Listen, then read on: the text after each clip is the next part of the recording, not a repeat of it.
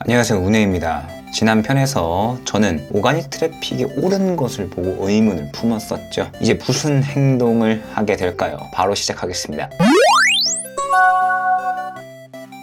오가닉 트래픽이 증가했다는 것에서 저는 한 가지를 확인해 보았습니다. 네이버의 브랜드 검색 클릭수가 증가했는가? 증가했습니다. 클릭수가 늘었어요. 찐 오가닉 트래픽도 늘었는데 한국에서 오가닉으로 생각할 수 있는 영역인 네이버 브랜드 검색도 늘었던 것이죠. 반면 파워링크와 쇼핑 검색은 딱히 큰 변화가 없었습니다. 오가닉은 무엇에 영향을 많이 받는 걸까? 이게 제가 품은 의문이었습니다. 단순히 광고비 소진으로만 놓고 보려 했지만 유의미한 차이를 볼 수 없었습니다. 여기서부터는 온갖 지표들을 가지고 와서 노가다로 비교해 보는 것이었죠. 그 결과 한 가지를 바로 찾아냈습니다. 그것은 바로 우리 인스타그램의 팔로워 수였어요. 빅쉐어를 통해서 비교해보니 팔로워가 점차 증가되고 있었고 그걸 그래프화 시키니 정확하게 오가닉 트래픽과 팔로워 수가 일치되었습니다. 여기까지 확인하자 저는 한 가지를 또 확인해봤습니다. 해시태그 언급량은 과연 일치할 것인가? 유저들이 올린 SNS 컨텐츠 발행량은 일별로 발행량을 체크하고 있었기에 어렵지 않게 데이터를 확인할 수 있었고 그 결과 발행량과 팔로워 그리고 오가닉까지 그래프의 모양이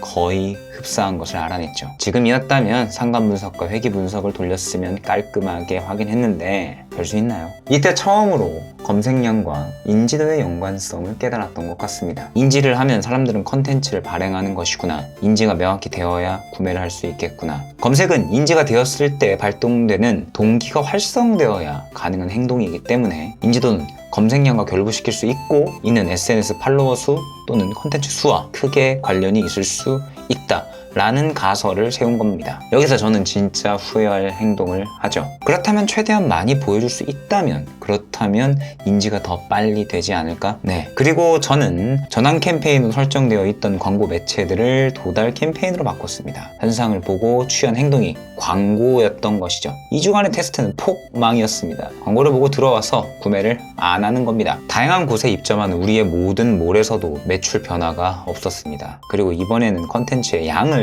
강제로 늘려보고자 했습니다. 또 15일간 정말 대규모의 바이럴을 일으켜 강제로 SNS 컨텐츠 양을 늘려보았습니다. 결과는 역시나 폭망이었습니다. 오가닉은 좀 늘었지만 유의미한 수준도 아니었고 총 매출에서도 큰 변화가 없었죠. 팔로워는 늘었지만 만족스럽게 늘지도 않았죠. 그렇지만 자연스럽게 발생한 데이터가 저는 절대로 틀리지 않았을 거란 생각이 들었습니다. 저는 이 가설이 맞을 것이라고 생각했어요. 사실 지금 생각해보면 정답은 참여를 이끌어낼 수 있게 하는 것인데 그때 저는 그 생각을 하지 못했죠. 가설이 맞을 것이라고 생각한 저는 인사이트를 재검토했습니다. 먼저 앞선 두 번의 테스트에서 알아낸 점을 정리해봤습니다. 첫 번째, 광고로 검색량을 끌어올리고 매출가를 연결시키는 것은 안 된다. 두 번째, 도달 목적 캠페인은 쓰레기다. 세 번째, 강제적인 바이럴은 체리피커들만 양산한다. 알아서 인지를 시켜보자. 그들이 직접 인지가 될 수 있게 하는 방법. 그것을 찾아보자. 자연히 생긴 데이터에서 세운 가설이라 저는 믿음이 강했습니다. 여기서 저는 제로부터 돌아가서 생각했습니다. 애초에 시작은 검색에서부터였으니 분명 검색과 뭔가가 있을 것 같다. 검색을 하는 것은 궁금하게 만드는 것, 사고 싶게 만드는 것은 그 다음이라는 생각을 가졌죠. 일단 가설과 테스트의 결과들 그리고 추가적인 인사이트를 들고 대표님과 회의를 가졌습니다. 결국 광고로 만드는 매출은 광고 매출로만 봐야 하는 게 맞고 총 매출로 아닌 거네. 합리적인 대표님의 인사이트.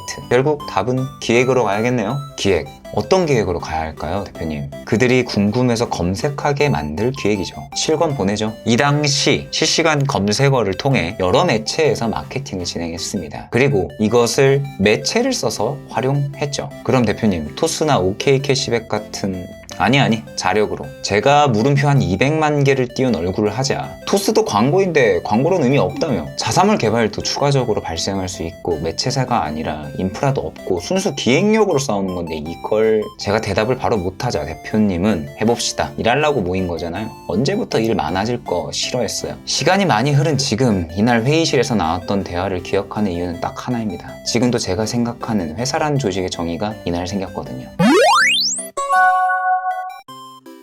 이 회의는 곧 모든 팀장님들을 소집하는 회의로 이어졌습니다. 목표는 명확했습니다. 실검 1위. 항상 할인 프로모션을 기획하거나 이벤트를 기획할 때는 그냥 하는 게 아닙니다. 매출이 목표라면 명확한 매출액이 산정되어야 하죠. 그리고 달성 여부와 미달성 여부에 따라 다음 이벤트의 수치를 현실적으로 조정하고 부족한 것이 있는지 없는지에 대해 준비할 수 있죠. 실검 1위라는 목표, 이제 고민할 점은 미끼였습니다. 쉽게 떠올릴 수 있는 검색량 작업과 광고 돌리기, 이 둘은 배제되어야 하는 대상이었죠. 그날부터 팀장들이 모인 카톡방은 이거 어때요로 도배되기 시작했습니다. 퇴근길에도 올라오는 아이디에이션, 그리고 반박과 거절, 의사결정 구조를 만장일치로 했기 때문에 결정이 빠르게 나지 않았습니다. 만장일치가 되지 않는 이상 진행의 동력이 떨어질 거라 생각했기 때문입니다. 중요한 것은 동력이었고 동기부여였죠. 그리고 이를 통해 일이 되게 만드는 것이니까요. 일을 하는 사람은 널렸지만 일을 되게 만드는 사람은 흔치 않죠. 대략 3주간 고민 끝에 우리 모두가 동의한 것은 브랜드명 뒤에 100원을 붙이는 것이었습니다. 그리고 이것을 검색하게 하는 것이죠. 100원이라는 파급력, 브랜드 검색에서 100원을 붙인 키워드는 다시 사용하지 않을 것이기에 추후 계약 진행 시에도 높은 가격을 피할 수 있었죠. 만약 단독 브랜드명만 노출했다면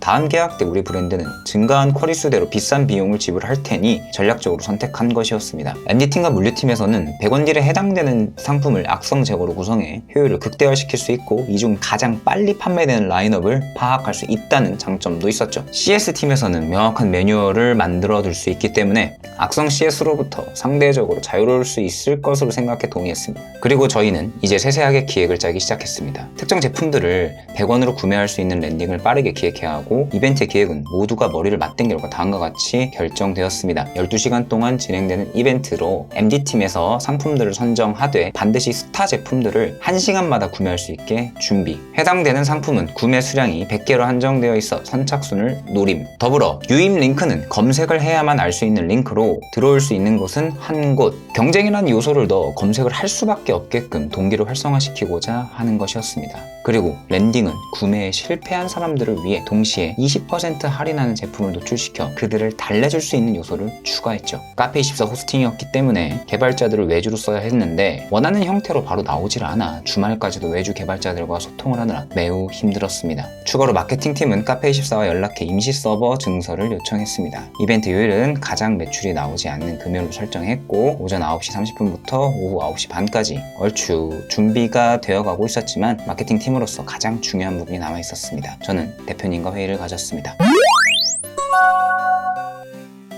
바로 이 이벤트를 예고할 것인가, 기습적으로 할 것인가 였습니다. 날짜는 나왔고 준비도 잘 되어 가는데 저는 계속해서 이 부분을 고객들에게 미리 알리고 할지 갑자기 할지 끊임없이 고민했습니다. 만약 예고한다면 이벤트 전까지 매출이 절대 유지되지 않을 것이고 기습적으로 한다면 반응을 이끌어내지 못할 것 같았죠. 딜레마. 그래서 저는 대표님과 회의를 건 것이죠. 예고로 하시죠. 대표님은 깔끔하게 말씀하셨습니다. CS팀이 일이 늘어납니다. 기습적으로 하면 어제 샀다고 환불해달라고 하는 사람들이 몰릴 거예요.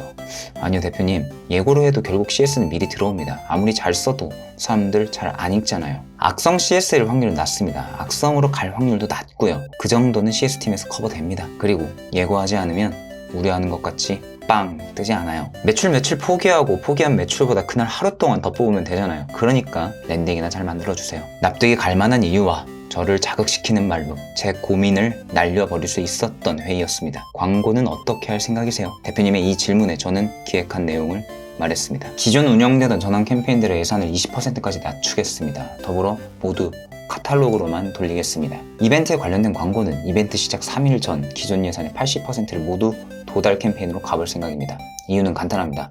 화제를 빠르게 만들기 위해서고 이벤트 자체에 관심이 없는 구매 잠재 고객들이 생각보다 있을 수도 있기 때문입니다. 그들은 일찍 단념하고 참여를 안 하거나 어차피 살 사람들이라면 카탈로그만 보고도 충분히 사니까요. 더불어 예고를 한다고 했으니 네이버에서 하는 DA 광고들과 쇼핑 광고도 모두 오프하겠습니다. 오케이! 대표님은 엄지를 세우며 말씀해 주셨습니다. 오히려 제 고민도 해결되었고 광고에 대한 부분까지 함께 보고된 거죠. 예고제가 된 이상 소재 준비는 많이 할 필요가 없을 것 같았죠. 랜딩만 완료된다면 대략 10개 정도의 예고 형태의 광고를 돌리면 될 것 같았습니다. 그중 3개는 D-3, D-2, D-1로 구성해 실질적으로 7개 정도면 충분하겠더라고요. 제품을 팔라는 게 아니라 이벤트 자체를 성공시키는 것이고 이벤트 성패는 적어도 고객들이 검색을 할 수 있게 시킬 수 있어야 한다는 것이죠. 광고 소재는 최대한 간결하고 자극적으로 가야 더욱 관심을 보일 것 같았습니다. 12시간 동안 100원에 100개의 재고를 10분마다 다른 상품들로 살 수 있다는 내용, 그리고 이건 이벤트이자 고객들을 위한 게임이며 경쟁이라는 내용. 게임대회 관련된 카피를 참고하여 준비를 했습니다. 그렇게 준비하고 데뷔하는 동안 시간은 흘러 당일이 되었죠. 평소보다 2시간 정도 일찍 출근한 저는 혹시 모를 이슈를 대비한 점검을 했습니다. 그리고 오전 30분 이벤트 안내 페이지는 집행 페이지로 바뀌었습니다. 오가닉 트래픽에 의문을 가지며 시작된 가설과 2번이나 증명을 실패했음에도 가설이 맞을 것이라 확신한 저에게 한 번 더 증명의 기회가 주어진 것이었고, 그 증명의 기회는 이제는 너무 커졌습니다. 아직 30도 되지 않았던 풋내기 팀장인 저는 매우 떨리는 순간이었죠. 어떠셨을까요? 곧 3편으로 찾아뵙겠습니다. 이벤트는 성공할 수 있었을까요? 다음 주에 뵙겠습니다. 운혜였습니다.